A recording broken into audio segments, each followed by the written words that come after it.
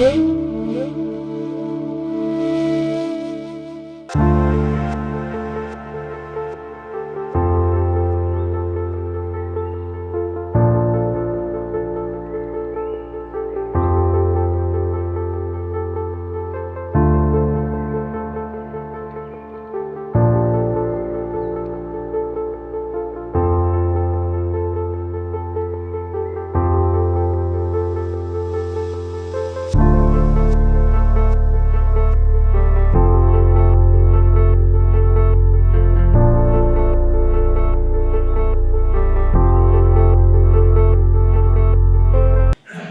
कृष्ण। महर्षि ने अनुकंपावश हितकर समझा कि यह मनुष्यों को जीवन का परम लक्ष्य प्राप्त करने में सहायक होगा। इस प्रकार उन्होंने स्त्रियों, शूद्रों तथा द्विजबंधुओं के लिए महाभारत नामक महान ऐतिहासिक कथा का संकलन किया। तो यहाँ महर्षि किसकी बात हो रही है? कौन है महर्षि? वेद व्यास जी, राइट। सो इस अध्याय का शीर्षक है श्री नारद मुनि का प्राकट्य। तो संदर्भ बन रहा है कि क्या ऐसे संदर्भ हुए जिसके कारण श्री नारद मुनि जी को उपस्थित होना पड़ा। जैसे मूवी में बताते हैं कि हीरो का एंट्री होता है ना, तो उसका एक कॉन्टेक्स्ट क्रिएट होता है कि कोई लड़ रहा है या हीरोइन को कोई परेशान कर रहा है विलन, और सडनली फिर हीरो की एंट्री होती है। तो ये पूरा वैसा एक कॉन्टेक्स्ट किया जा रहा है। इनफैक्ट सारे जो मूवीज़ का जो पूरा कॉन्टेक्स्ट होता है वो हमारे एक्चुअली शास्त्र पे ही आधारित है। तो नारद मुनि जी क्यों प्रकट हो रहे हैं उसका पूरा एक बैकग्राउंड क्रिएट हो रहा है। और यहाँ पे व्यासदेव जी की वर्णन कर रहे हैं सूत गोस्वामी। शौनक आदि ऋषियों के प्रश्नों के उत्तर में वो अपना ये एक अंडरस्टैंडिंग दे रहे हैं, उत्तर दे रहे हैं सूत गोस्वामी कि किस प्रकार महर्षि वेद व्यास ने महाभारत की रचना की। तो जैसे हम प्रभुपाद जी आज के तात्पर्य में सबसे पहले द्विज बंधुओं के बारे में बता रहे हैं, राइट। तो सबसे पहले हमें ये समझना है कि ये जो पूरा कॉन्टेक्स्ट है ये वर्णाश्रम धर्म के अतिरिक्त वर्णन है, आज के समाज के लिए एप्लीकेबल ही नहीं है, राइट। क्योंकि कलयुग में सब क्या है? शूद्र। कलौ शूद्र संभवः। कैसे हम पता लगा सकते हैं कि कलयुग में हम सब शूद्र है या हम शूद्र के लक्षण धारण करते हैं? क्योंकि शास्त्र बताता है कि किसी भी माता पिता का जब मिलन होता है, पति जब पत्नी को बीज प्रदान करता है, उसके लिए गर्भाधान संस्कार अनिवार्य है, राइट। तो कलयुग में वो संभव ही नहीं। कलयुग में वो संभव इसलिए नहीं है क्योंकि वो गर्भाधान संस्कार करने के लिए जो ब्राह्मणों की जरूरत है, जो मार्गदर्शन की जरूरत है, वो है ही नहीं, राइट। और वैसा न होने की वजह से सारे जो जन्म ले रहे हैं समाज में वो सब शूद्र की मानसिकता रखते हुए, है ना। तो सबसे पहले हमें समझना है कि ये वैदिक परंपरा का प्रदर्शन बताया गया कि द्विज बंधु कौन होते हैं, राइट। और द्विज कौन होते हैं, द्विज बंधु कौन होते हैं। तो वैदिक परंपरा के अनुसार 4 वर्ण हैं, ब्राह्मण, क्षत्रिय, वैश्य और शूद्र। तो जो ब्राह्मण, क्षत्रिय और वैश्य को ये रिकमेंडेशन होता है कि वो लोग इन सारे संस्कारों को शिस्तता से पालन करें, राइट। वर्णाश्रम धर्म में ये रिकमेंडेड प्रोसेस हुआ करता था। और उनके जो पुत्र हैं वो लोग उन्हीं के जैसे गुण धारण करें, उसके हेतु ये इंग्लिश में से कहते हैं रिफॉर्मेटरी प्रोसेस या संस्कार, है ना। 16 संस्कार हम सबने सुना होगा, हमारे मंदिर में भी 1-2 कुछ संस्कार हम इंट्रोड्यूस करते हैं, राइट। सो जैसे हम जानते हैं कि किसी के परिवार में अगर कोई माता पिता डॉक्टर है तो नेचुरली उनके बच्चे उस लाइन में जाने के लिए इंटरेस्टेड होते हैं या पेरेंट्स भी एनकरेज करते हैं और उनको एक वैसा फैसिलिटी भी अच्छी होती है क्योंकि घर में वैसा वातावरण है, सुबह शाम पेरेंट्स हॉस्पिटल में जा रहे हैं और आ रहे हैं वगैरह वगैरह, तो बच्चों को भी वो लक्षण आना ईजी है। उसी तरह कोई भी व्यवसाय में है ना, क्रिकेटर का बेटा क्रिकेटर बनना चाहता है, एक मूवी स्टार का बेटा बेटी वही बनना चाहते हैं, है ना, क्योंकि उनको वैसा वातावरण है। तो क्षत्रिय, वैश्य और शूद्र इन सभी का भी ऐसा प्रयास होता है कि उनके जो जन्म होने वाले बच्चे हैं वो भी वैसे अच्छे गुण धारण करके जन्म ले। प्रभुपाद जी एक दूसरे कॉन्टेक्स्ट में बताते हैं कि आज के समाज में, इस संदर्भ को कोट करते हुए प्रभुपाद जी बताते हैं कि आज के संदर्भ में लोगों को बच्चे की उत्पत्ति करने का क्रिया तो पता है, परंतु कैसे बच्चे की उत्पत्ति करनी है, मतलब बच्चे के गुण भी माता पिता तय कर सकते हैं, ये किसी को नहीं पता, ये सीक्रेट किसी को नहीं पता है। वैदिक परंपरा में ये अपॉर्चुनिटी थी कि माता पिता तय कर सकते हैं कि मेरे जो आने वाले बच्चे के गुण कैसे हो, कॉन्शियसनेस कैसी हो, राइट। क्योंकि हमारा जो शास्त्र बताता है, हमने सुना है ये, कि पूरे जीव का इस जगत पे आने का मुख्य हेतु यही है कि वो पुनः पुनः भगवत धाम पहुंच सके, क्योंकि वहीं से आया है, गलती से आ गया है किसी कारण से, उसको वहीं वापस जाना है। तो माता पिता की एक रिस्पॉन्सिबिलिटी बन जाती है कि वो जो जीव को हम जन्म देने के लिए हम कारण बन रहे हैं, उसके जो जिस कारण से वो आ रहा है उस कारण हेतु उसकी चेतना ऊपर रहे, मतलब हाई रहे, राइट। अन्यथा समाज में जैसे भगवत गीता में बताया गया है, वर्ण शंकर होता है। वर्ण शंकर मतलब आसुरिक वृत्ति वाले बच्चे जन्म लेते हैं। तो हम सभी जानते हैं कि जो लोग इनोसेंट है, जो लोग थोड़ा धार्मिक इंक्लिनेशन रखते हैं, उन लोग को मंदिर लाना बहुत इजी है ना, उनको हरे कृष्णा जप करवाना इजी है। बट जो आसुरिक लोग हैं, जो मांस मच्छी, मतलब उनके उसके बिना जी नहीं सकते, और पूरी तरह चारों रेगुलेटरी प्रिंसिपल्स तोड़ने के सागर में डूबे हुए हैं, उनको भक्ति में लाना हमारे बस की बात नहीं है। प्रभुपाद जरूर ला सकते हैं, ऐसा नहीं कि असंभव है, पर हम जब प्रीचिंग करते हैं, बुक डिस्ट्रीब्यूशन करते हैं, हम इसको एक्सपीरियंस कर सकते हैं कि वैसे लोगों को लाना बहुत मुश्किल है। तो जो पुण्यात्मा होते हैं, महान आत्मा, जैसे व्यासदेव जी है, प्रभुपाद है, वो लोग केवल और केवल लोक कल्याण के लिए ही अपना जन्म लेते हैं, और उनके हर कार्य, छोटे से छोटा कार्य भी समाज के उद्धार के लिए ही होता है, जैसे इसलिए आज के श्लोक में बताया गया है ना।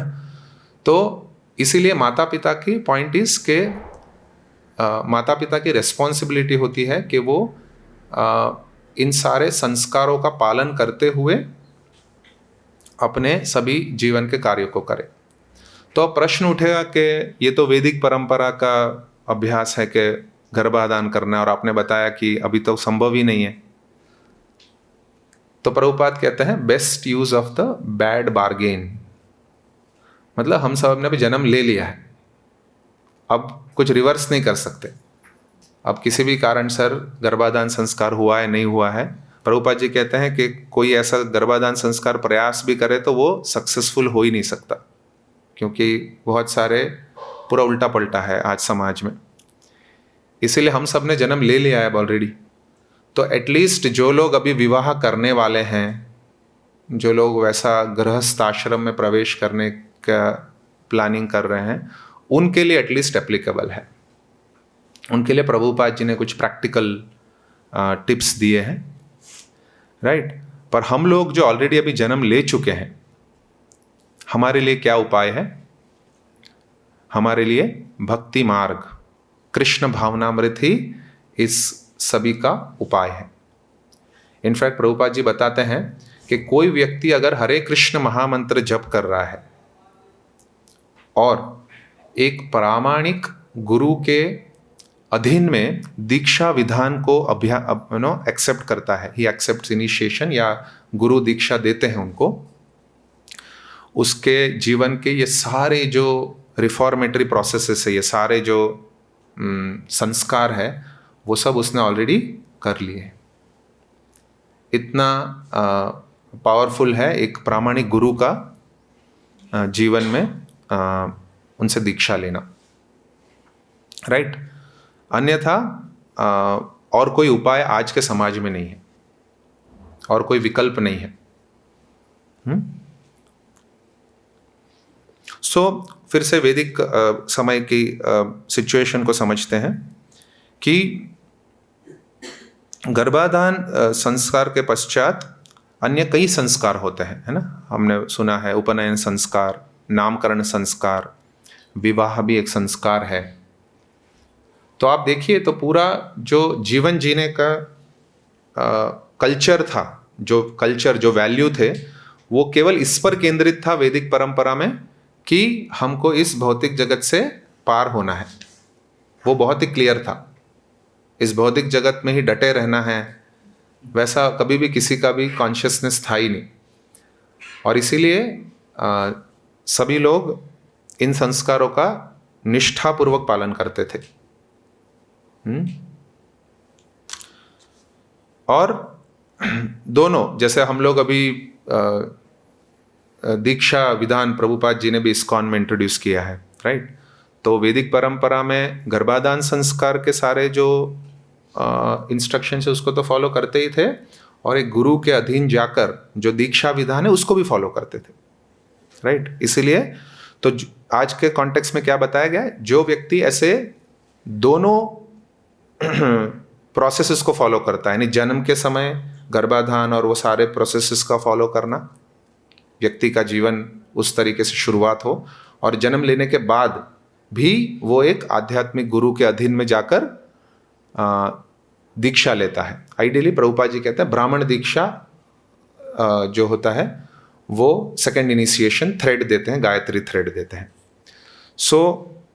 वो दोनों दीक्षा से जो गुजरता है उसे कहते हैं द्विज, राइट। तो वैदिक परंपरा में भी ऐसा हुआ करता था कि कोई पुरुष और स्त्री, पति पत्नी, अगर ऐसे गर्भाधान संस्कार के बिना अगर अपना मिलन करते हैं तो वहाँ जो बच्चे जन्म लेते हैं वो आसुरिक होते हैं, राइट। और वो जो बच्चे हैं फिर वो ब्राह्मण नहीं कहलाते, भले ही उनके माता पिता ब्राह्मण और ब्राह्मणी हो, परंतु बच्चे ब्राह्मण नहीं कहलाते। ये वैदिक परंपरा की बात है। आज के कॉन्टेक्स्ट और वैदिक कॉन्टेक्स्ट को मिक्स मत कीजिएगा, हाँ। बच्चे ब्राह्मण नहीं कहलाते। हालांकि उस समय ऐसा अंडरस्टैंडेबल है कि माता पिता सब नियमों का पालन करते हुए उनके बच्चे भी वैसे उत्तम गुण वाले ही बने, और राजा का ये दायित्व होता था। समाज में जो राजा होते थे उनका दायित्व होता था कि सोसाइटी में सब उन चीज़ों को फॉलो कर रहे, राइट। तो जो वैसे आसुरिक पुत्र आते हैं उनको कहते हैं द्विज बंधु। द्विज बंधु मतलब वो परिवार से तो संबंधित है परंतु असली में क्षत्रिय वैश्य नहीं है, हाँ, ब्राह्मण क्षत्रिय वैश्य असलियत में नहीं है, शूद्र ही है वो, राइट। वही चीज बताया गया है कि यदि माता पिता आध्यात्मिक परिवार नियोजन अर्थात गर्भाधान संस्कार का पालन किए बिना मात्र वासनावश संतानें उत्पन्न करती है तो ये संतानें द्विजबंधु कहलाती है। इनको ऐसे बच्चे जो है वो अल्पमेधसा कहा गया है, वो कम बुद्धि वाले होते हैं। तो इसको हम थोड़ा समझेंगे। आज समाज में हम देख रहे हैं कि मेजॉरली कोई भी गर्भाधान संस्कार तो फॉलो नहीं कर रहा है। तो समाज में फिर भी आज साइंटिस्ट उत्पन्न हो रहे हैं, बहुत सारे बड़े बड़े सबको अवार्ड्स मिल रहे हैं, ज्ञानी विज्ञानी, है ना, बहुत बड़े बड़े नाम, टेक्नोलॉजी का उत्पत्ति हो रही है, नया नया चीज़ ऐसा हो रहा है जिससे हम आश्चर्यचकित हो जाते हैं। तो कैसे हम उनको अनइंटेलिजेंट कह रहे हैं? तो ये प्रभुपाद जी समझाते हैं कि अनइंटेलिजेंट एक कॉन्टेक्स्ट में बताया गया है। अल्पबुद्धि इस आध्यात्मिक विषय वस्तु को समझने के दृष्टिकोण से अल्पमेधा है, राइट, लेस इंटेलिजेंट। अन्यथा भौतिक विषय वस्तु में वो बहुत बुद्धिमान है, हमसे भी ज़्यादा बुद्धिमान है, तभी वो लोग किसी कंपनी के सीईओ बने हैं, साइंटिस्ट बने हैं या कुछ बने हैं, जो भी समाज में बहुत नाम कमाया है ना, सब उनको फॉलो करते हैं, बहुत सारे उनके फॉलोअर्स होते हैं। तो हमें ये समझना है कि जब किसी को कम बुद्धि वाला बताया गया है शास्त्रों में, वो एक कॉन्टेक्स्ट में बताया गया है। और वो कॉन्टेक्स्ट क्या है कि इस फिलॉसॉफिकल सब्जेक्ट्स को समझने में वो लोग, उनके अंदर वैसे गुण नहीं है, क्वालिफिकेशन नहीं है, राइट। फॉर एग्जाम्पल, अगर सचिन तेंदुलकर को एक पीएचडी सारे जो साइंटिस्ट लोग बैठ के चर्चा कर रहे हैं कुछ किसी रॉकेट साइंस पे, चांद पे कैसे रॉकेट भेजना है, और वहाँ सचिन तेंदुलकर भी बिठा दिया जाए, उसको कुछ भी समझ में आएगा? सचिन तेंदुलकर है ना, आज इंडिया का एक मतलब भगवान है, काइंड ऑफ लोग ऐसा सोचते हैं कि वो तो भगवान ही है। जो क्रिकेट प्रेमी है वो लोग तो उनके लिए जान देने के लिए भी तैयार है ना। तो वैसा भावना वैसी है। पर सचिन तेंदुलकर वैसे वैज्ञानिकों के साथ बैठेगा तो वो एक नंबर का बुद्धू ही लगेगा, है कि नहीं?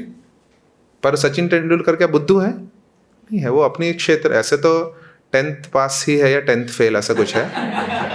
एक्चुअल में देखने जाए तो भौतिक स्तर पे भी उनके कुछ अपने लिमिटेशंस है, परंतु क्रिकेट के क्षेत्र में, और अब जो वो इतना बड़ा नाम कमा चुके हैं, तो उस क्षेत्र में तो वो बहुत ही है ना महान है, आइडियल है, आज आइकॉन बोलते हैं। परंतु वैज्ञानिकों के बैठक में वो अल्पमेध गिने जाएंगे। वैसे ही कोई भी व्यक्ति, ये उदाहरण है। तो उसी तरह ऋषि मुनियों के और जो आध्यात्मिक विषय वस्तु पर जो एकदम उत्तम ज्ञान की चर्चा कर रहे हैं, उस विषय में ऐसे जो जन्म लेते हैं बच्चे जिन्होंने संस्कारहीन जन्म लिया है, वो सब बुद्धू माने जाते हैं। तो उस दृष्टिकोण से हम सब क्या है? हम सब बुद्धू है। तो कई बार ये स्टेटमेंट जो स्त्रियों के साथ तुलना की गई है, उसको कभी कभी माता जी थोड़ा अलग कॉन्टेक्स्ट में ले लेंगे कि स्त्रियों की तुलना अल्पमेधसों के साथ की गई है। तो इसको एक सही दृष्टिकोण से समझना है। और इसका एक और अंडरस्टैंडिंग भी है, बहुत सारे कॉन्टेक्स्ट है। प्रभुपाद जी बताते हैं ये जो स्त्री का जो वर्णन किया गया है, ये स्त्री की, मैं एग्जैक्टली पढ़ता हूँ, प्रभुपाद जी बोलते हैं उसको, बहुत स्वभाव से अल्पज्ञ होते हैं। तो यहाँ स्त्री जाति की कोई ऐसे टारगेट नहीं किया गया। और उससे भी ज़्यादा इंपॉर्टेंट है कि मैंने जैसे बताया, ये वैदिक परंपरा के स्त्रियों की बात हो रही है, आज के परंपरा की स्त्री, आज के समाज की स्त्रियों की बात नहीं हो रही। तो उस समय के स्त्रियों की क्या बात हो रही है कि ऐसे द्विज बंधुओं की गणना शूद्रों एवं स्त्रियों के साथ की जाती है जो स्वभाव से अल्पज्ञ होते हैं। सो यह स्वभाव की बात की गई है, राइट, नॉट एज अ स्त्री या पुरुष, वैसा नहीं, समझ रहे?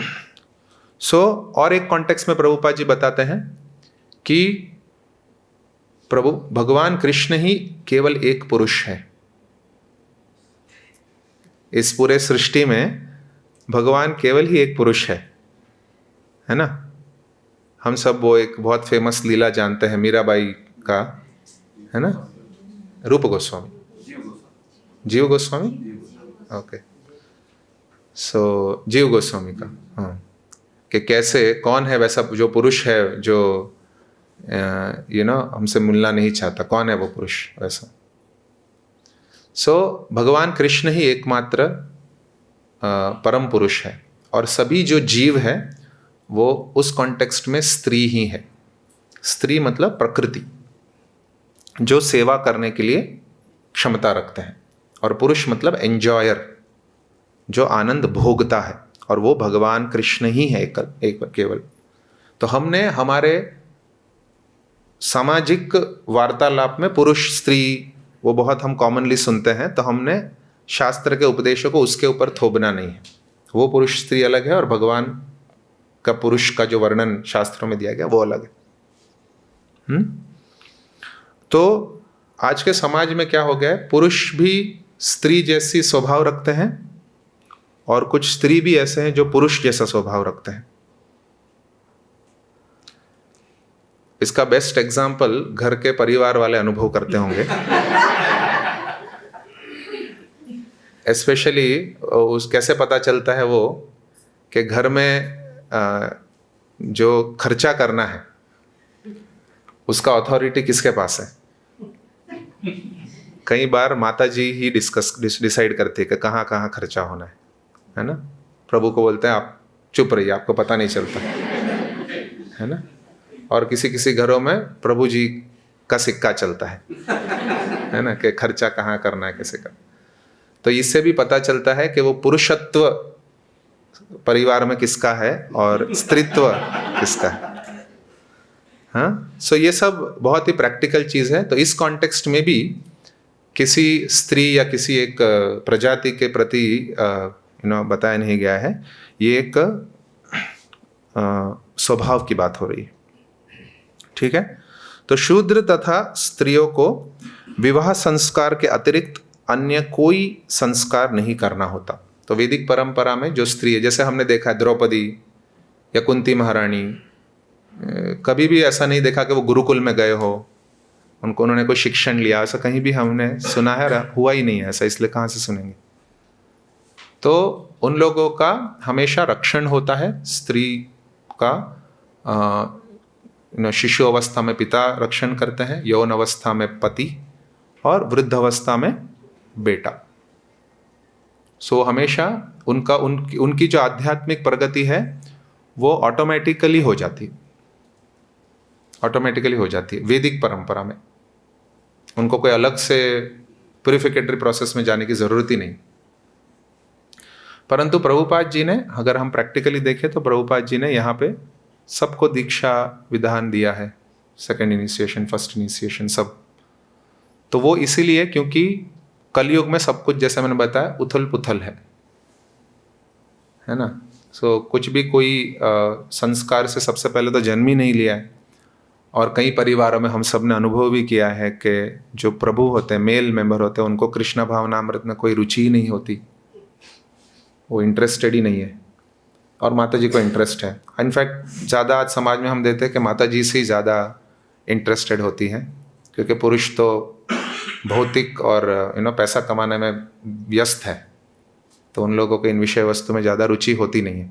सो माता जी आउट ऑफ उनका स्वभाव वो स्पिरिचुअली इंक्लाइंड होते हैं, रिचुअलिस्टिकली, तो उनको ये सब चीज़ों में ज़्यादा रुचि होती है। तो प्रभुपाद जी ने एक स्टॉप गैप अरेंजमेंट किया, मतलब टेम्पररी अरेंजमेंट किया है कि भाई सभी जीवों का उद्धार होना है। जस्ट बिकॉज पतिदेव अगर आध्यात्मिक नहीं है तो पत्नी को क्यों उसका भुगतना है, उसका परिणाम भुगतना है ना। क्योंकि हर जीव अपनी अपनी आध्यात्मिक जर्नी करते हुए आ रहा है, राइट। सो वैदिक परंपरा में संभव था, क्योंकि जो पतिदेव पत्नीदेव, सब पतिदेव पत्नी सभी लोग जीवन के लक्ष्य को समझते थे। अभी वो संभव नहीं है, इसीलिए सभी को प्रभुपाद जी ने दीक्षा दिया है और वो लोग अपने आध्यात्मिक उन्नति में आगे बढ़ सकते हैं। तो अल्पज्ञ श्रेणी के लोग जो होते हैं, यहाँ बताया गया है प्रभुपाद जी के उनके अयोग्य पुत्र यानी स्त्रियां, शूद्र तथा उन उच्च वर्णों के अयोग्य पुत्र आवश्यक योग्यता से विहीन होते हैं, जिससे वे दिव्य वेदों के उद्देश्य को नहीं समझ पाते। वही पॉइंट बता रहा हूँ, जैसे उनके अंदर वो एलिमेंट नहीं होता कि वो वैदिक सूक्ष्मताओं को अप्रिशिएट कर सके। वैदिक शास्त्रों में कुछ बहुत ही गुह्य चीज़ें लिखी हुई हैं। उन चीज़ों को समझने के लिए व्यक्ति के अंदर एक सूक्ष्मता होनी चाहिए। वो सूक्ष्मता नहीं है इन वर्गों के लोगों में वैदिक परंपरा के अनुसार, इसीलिए वो लोग इनको नहीं समझ पाते। इसीलिए ऐसे लोगों का उद्धार कैसे करें? तो वेद व्यास जी ने सोचा कि महाभारत की रचना की जाए। क्यों महाभारत? क्योंकि हम सब ने बचपन में नॉन स्टॉप टेलीविजन सीरियल देखा है ना, नॉन स्टॉप। डीडी पे पहले आता था, फिर बाद में तो बहुत कुछ आ गया है। तो अल्पज्ञ लोगों का ऐसा कहानी सुनने में बहुत अच्छा लगता है, स्टोरीज, है ना। जैसे छोटे बच्चे भी एक्चुअली उसी कैटेगरी में आते हैं, छोटे बच्चे भी अल्पज्ञ बोलते हैं, इसलिए हम छोटे बच्चे को क्या करते हैं, कहानियां सुनाते हैं। हालांकि हम इधर उधर की कोई भी हिस्ट्री या कोई भी सामाजिक कहानी, जैसे अभी है ना दूसरे आते हैं, चाचा चौधरी, ये वो बहुत कुछ फेरी टेल्स बोलते हैं, बहुत कुछ आ गया आजकल। तो वो सब न सुनाते हुए अगर कृष्ण के और महाभारत के भी अगर हम सुनाते हैं तो भी वो जीव के लिए आध्यात्मिक उन्नति ही है। परंतु एक्चुअली वो कौन से कैटेगरी के लोगों के लिए है, जो लोग ये हाई लेवल ऑफ फिलॉसफी को नहीं समझ सकते, इसलिए स्टोरीज के फॉर्म में बताते हैं ना। हम सब जानते हैं कि जैसे कहानी पूरी होती है, फिर अंत में हम लोग स्कूल में लिखते थे the moral of the story is, वैसा है ना। तो मॉरल सिखाने के लिए स्टोरी बताया जाता है। तो हम सब भी एक्चुअली वैसे हैं, आध्यात्मिक स्तर पर एकदम अल्पमेध्य हुए बच्चे, इसलिए महाभारत के अंदर व्यक्ति को ज़्यादा रुचि होती है।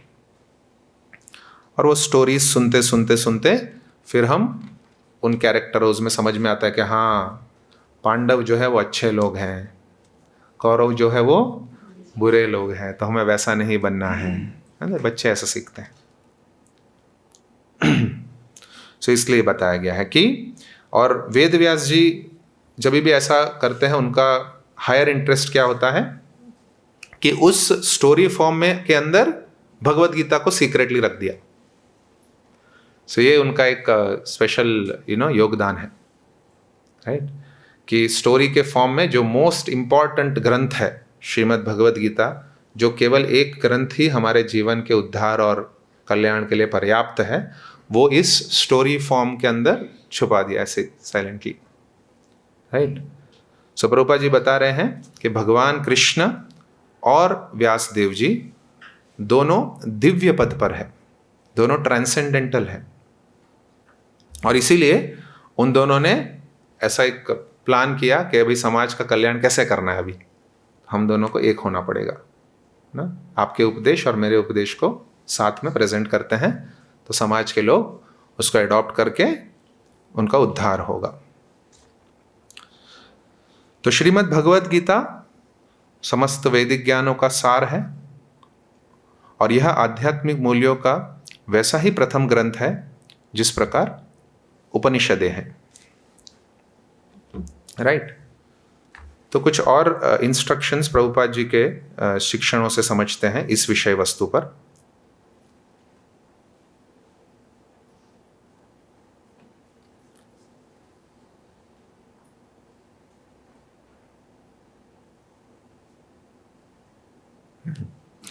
प्रैक्टिकली कैसे इस श्लोक का एप्लीकेशन करना है। सो प्रभुपाद जी बता रहे हैं एक जगह पे कि one's first birth is biological or seminal and does not necessarily indicate that one is intelligent or enlightened। यानी जीव का जो प्रथम जन्म है वो सेमिनल यानी बायोलॉजिकल माता पिता से होता है। A young Brahmana boy, if qualified, may be initiated with Gayatri mantra at the age of 12। यानी एक ब्राह्मण कुल में जो जन्म लेता है उसे 12 वर्ष की आयु में गायत्री मंत्र से दीक्षित किया जाता है। In order to become enlightened with spiritual knowledge, the boy resides within the Gurukula or ashrama of the spiritual master।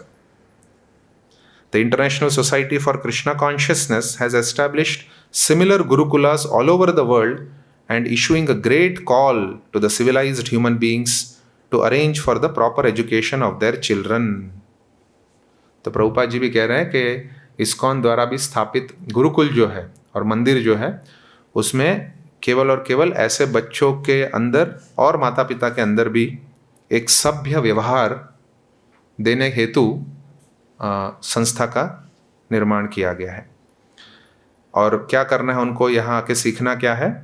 Every young boy and girl should learn to be self controlled and should become enlightened through study of authorized Vedic literatures. So संयम सीखना है, right. आज का समाज में practice क्या है कि जो इंद्रिय में इच्छा हुई उसको पालन कर देना है ना। और माता पिता भी ऐसे ही सोचते हैं कि मेरे बच्चों को खुश रखना मतलब क्या, कि जो उन्होंने मांगा वो सबसे पहले, मांगने से पहले दे दिया तो अच्छे माता पिता, वो बेस्ट माता पिता, ऐसा न प्रतीत होता है कि मेरे बच्चे को कोई मांगने का भी हम मौका नहीं देते, इतना प्यार से हमने उसको बोला बड़ा किया। बट उसके विपरीत बताया गया है, प्रभुपाद जी बताते हैं कि young boy and girl should learn to be self controlled. तो यंग एज में वो शिक्षा शुरू नहीं होती है, शिक्षा शुरू होती है कौमार एज में, बचपन से ही शुरू होती है। तो बचपन से ही जैसा ट्रेनिंग पेरेंट्स देते हैं वैसा बच्चा संस्कार लेता है। In this way, unlike ordinary animals, insects, fish and birds, an enlightened human being may take birth twice and thus become perfect in the knowledge that leads to ultimate liberation. So सारे दूसरे योनियों के साथ तुलना करते हुए बताया गया है कि इस प्रकार मनुष्य योनि को जो है मोक्ष के मार्ग पर आगे बढ़ने के लिए सारे संस्कारों का एडॉप्ट करना चाहिए। Generally, Shudras and those who do not follow the Vedic system are not attracted to such purificatory ceremonies, है ना। बहुत रिसेंटली कोई मुझे बता रहा था, जैसे अभी जैसे घर में किसी का देहांत हो जाता है, राइट। सो एटलीस्ट पहले के ज़माने में देहांत होते ही जैसे क्रेमेटोरियम में जाके आते हैं तो तुरंत नहाते हैं। आजकल भी बहुत लोग फॉलो करते हैं। एक मंदिर के ही प्रभु जी के कोई रिसेंट रिलेटिव एक्सपायर हो गए, तो अपने घर गए थे, तो वो आके मेरे को अपना एक्सपीरियंस शेयर कर रहे थे कि हम चर्चा कर रहे थे उस दौरान। तो वो बता रहे थे कि कैसे वो हुआ, वो जो भी क्रियाक्रम वगैरह हुआ, लास्ट राइट्स फॉलो किया, फिर घर में आके पद्धति ऐसी है कि एटलीस्ट नहाना है बट भगवान के मंदिर के सामने से नहीं गुजरना है, आप कहीं दूसरी दृष्टि से जाके तुरंत नहा के फिर आइए। तो उनके घर वाले उनको बोल रहे हो प्रभु जी को, ठीक है अब ये सब नए ज़माने में कौन फॉलो करता है ये सब, इट्स ओके, भगवान के घर के सामने से जाएंगे, चाय वाय पी लेते हैं और फिर दिन उसके बाद नहाना धोना तो होता रहेगा।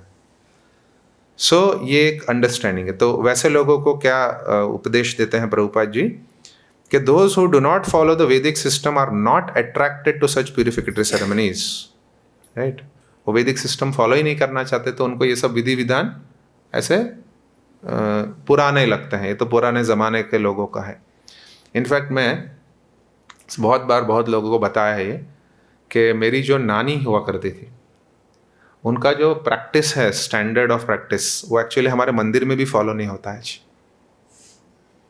उनका जो क्लेanलीनेस स्टैंडर्ड हुआ करता था वो आज मंदिर, हालांकि वो चाय कॉफ़ी पीते थे वो अलग विषय है, बट उनका जो क्लेanलीनेस स्टैंडर्ड हुआ करता था वो कोई फॉलो नहीं, हमारे मंदिर में भी मतलब नहीं होता है फॉलो उतना हाई लेवल ऑफ स्टैंडर्ड। सुबह उठकर नहाकर सबसे पहले किचन में जाते थे और किचन में किसी को प्रवेश ही नहीं है बिना नहाए। किचन अलग हुआ करता था किसी ज़माने में, दरवाज़ा भी होता था किचन में, आप लोग को शायद पता नहीं होगा। हाँ, नए लोगों को किचन भी होता था, अलग होता था, दरवाज़ा भी होता था, और वो दरवाजे में प्रवेश, एंट्री एग्जिट भी थोड़ा रेस्ट्रिक्टेड रहता था, कोई भी प्रवेश नहीं कर सकता था। और इवन जो चाय कॉफ़ी भी जो पीते थे, क्योंकि लोग आते थे अपने अपने टाइम पे, मम्मी चाय करके, मामा आते थे, हम लोग भी जाते थे, चाय दो कॉफ़ी दो, कॉफ़ी पीते थे उस समय। तो वो कॉफ़ी भी जो देना है वो बना के कभी भी हाथ में नहीं देते थे, क्योंकि दादी स्नान कर लिया है, नानी ने स्नान कर लिया, हम तो सब बस ब्रश करके आ गए कॉफ़ी पीने। तो कॉफ़ी का ग्लास भी ऐसे ज़मीन पे रखते थे, उठा लो ऐसा, हाथ में भी नहीं देते थे। इवन हाथ से भी स्पर्श हो जाता है तो वो उमुची हो गया वैसा। मुझे याद है इवन मेरे नाना जी के जो पिता है वो उनके श्राद्ध सेरेमनी करते थे, श्राद्ध सेरेमनी जो करते हैं, तो श्राद्ध सेरेमनी करने के लिए वो पूरा धोती कुर्ता पहन के बैठना है विधि में, घर में जो करते थे। अभी तो खैर पता नहीं, अभी तो सब पैकेजेस मिलते होंगे श्राद्ध के लिए। तो वो श्राद्ध विधि करने के लिए ब्राह्मण इत्यादि आते थे घर के हॉल में, और श्राद्ध करने से पहले जो वस्त्र पहनने हैं वो एक दिन रात पहले उसको सूची करके रखना है, क्योंकि वो तो रूटीन ड्रेस नहीं है, धोती कुर्ता तो नॉर्मली पहनते नहीं है, पैंट शर्ट पहनते थे। सो वो जो शुचि करने का काम था वो मुझे दिया गया था। मतलब आगे वाले दिन रात को शाम को मुझे नहा के आना है और पूरे वेट कंडीशन में वो धोती कुर्ता को पानी में भिगोना है। ऑलरेडी धुला हुआ ही है, और धोती कुर्ता को पानी में भिगोना है। भिगो के ऐसे जगह पे सुखाना है जहाँ कोई टच ना कर सके। गलती से बच्चे घूमते रहते हैं ना घर में, तो टच भी ना कर सके। सो वैसे उतना हाई स्टैंडर्ड फॉलो होता था। एंड देन अगले दिन सुबह उठ के नाना जी जो उसको नहा के आके सीधा लेके पहन के पूजा में बैठेंगे वैसा।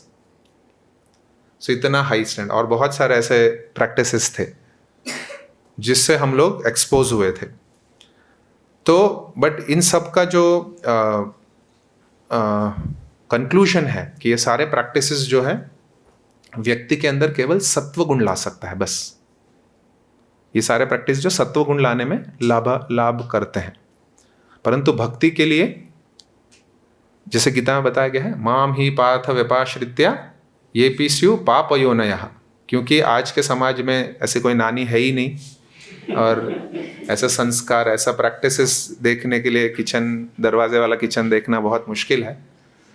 तो इसीलिए जो भी कुल से है, जो भी योनि से है, वो केवल और केवल हरे कृष्ण महामंत्र को अगर अपने जीवन में नियमित रूप से अपनाते हैं तो इन सारे संस्कारों का फल उसे मिल जाता है, जैसे मैंने शुरुआत में बताया। तो ये है एक ग्रेट बेनिफिट, और हम सबको उस प्रोसेस के अधीन रखने के लिए प्रभुपाद जी ने योग्य बनाया है। तो इवन तो हम लोग योग्य नहीं हैं, फिर भी प्रभुपाद जी ने हमें योग्य बनाया है, even though we are not qualified. So उस चीज़ को हमें रिकॉग्नाइज करना है, हमें उस चीज़ को आइडेंटिफाई करना है कि हमें वो विशेष कृपा मिली है जो समाज के सो कॉल्ड इंटेलिजेंट लोगों को भी नहीं है उनके पास। ठीक है। सो इसी के साथ हम आज की चर्चा को विराम देंगे।